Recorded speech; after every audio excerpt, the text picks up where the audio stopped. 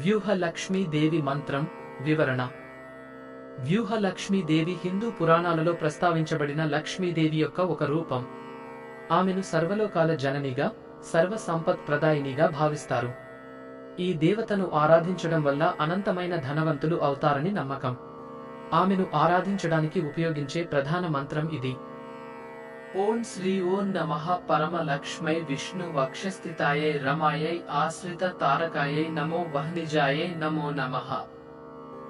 మంత్ర అర్థం. ఈ మంత్రాన్ని పూర్తిగా అర్థం చేసుకోవడం కొంత కష్టం, ఎందుకంటే ఇది వేద సంస్కృతంలో ఉంటుంది. అయితే సాధారణంగా ఈ మంత్రం లక్ష్మీదేవిని స్తుతిస్తూ, ఆమె అనుగ్రహం కోరుతూ ఉంటుంది. మంత్రాన్ని జపించే విధానం. శుక్రవారం. ఈ మంత్రాన్ని శుక్రవారం జపించడం చాలా శుభకరం అని నమ్ముతారు.